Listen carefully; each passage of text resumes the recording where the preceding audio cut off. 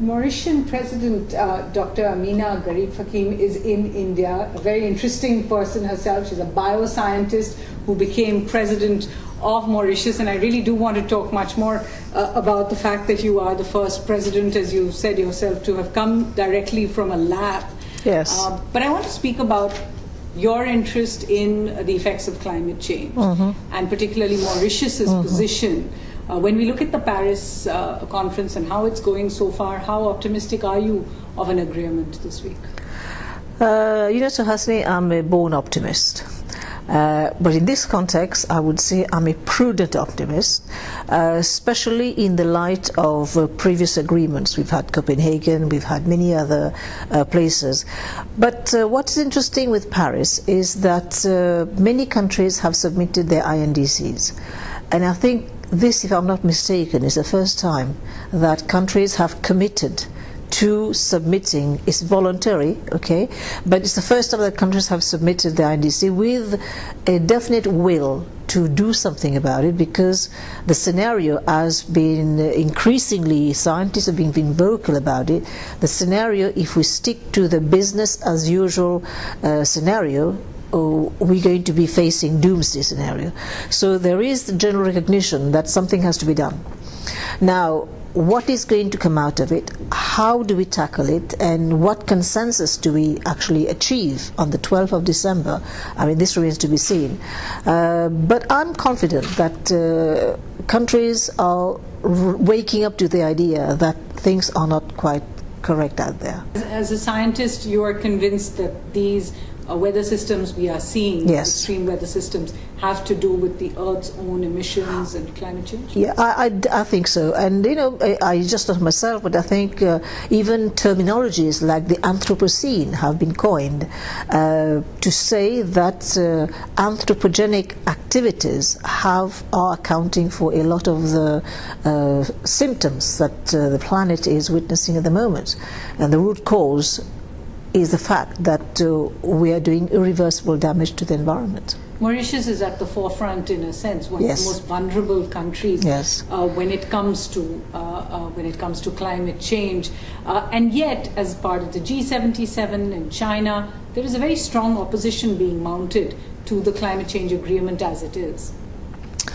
Mauritius is 14th on the World Risk Report, so it shows that we are going to be hit. And if you look at what's happening around erosion, if you look at, for example, even the slightest range in the temperature increase will have an impact on coral reef. And when we talk about coral reef, we're talking about livelihoods of people, we're talking about weather, we're talking about everything. I don't think that we can proceed with the same business as usual scenario. It's no longer. We all have to rise to the fact. In fact, in Paris, Mauritius actually said we go along with AOSIS, we go along the G77 and China, rising to the fact that things are not right. But one of the things that the group has said, and you have said it too, is that this region, the African region, is responsible for less than 3% yes, of the that's CO2 right, emissions yes, in the world. And yet it is expected to come up to the same level as developed countries, as the Western nations, who are already the bigger polluters. In a sense, do you think this can become a sticking block? Do you think, in fact, that the deal in Paris is in jeopardy right now? Well, so we can't say that the deal is in jeopardy because we haven't seen the final report. Yes, Africa has contributed very little to the greenhouse emission, but it's likely to be worse impacted. It's likely to be worse impacted because there is not enough preparedness. There is not enough preparedness because there is inherent poverty. When this is inherent poverty, it's lack also eventually of access to technology, which if we're empowered with this, will make a big difference. How do we empower these people with the appropriate technology to face up to the impact of climate change, if only to address the issue of food security? This is when the whole concept of smart agriculture comes in. Now, if you want to empower farmers with smart agriculture, they need to have access to technology to be able to do so. So whatever comes out of Paris, if there is contribution to the Green Fund, and this can help people adapt I think we would have achieved something. So far, the discourse, the narrative has been focused mostly on carbon. But for me, climate change is not just the carbon, it's not the fuel, it's not the energy issue. For me, climate change is conservation of biodiversity, because our survival is underpinned by biodiversity survival, protection.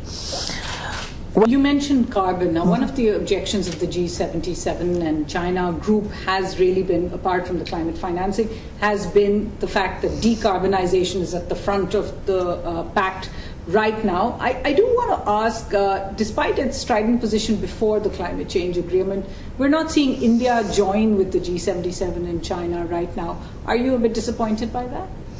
Again, it's early days to say what India is going to, but I think India has come up with a very good proposal of the Solar Alliance, because if we can reduce our dependency on fossil fuel, which account for a lot of the carbon emission, we can witness growth, economic growth, still by using clean energy. And the fact that India has launched the Solar Alliance, so it means there is a will to go forward with cleaner technology, with cleaner energy, to achieve economic growth. At the end of the day, why do countries balk about this whole issue of pollution and carbon and all? It boils down to economic growth at home. But if you can achieve that, I think most people, most countries will be quite happy to. But as long as there is guarantee that there will be growth. And that there will be money for innovation. Money for innovation, and mostly access to technology.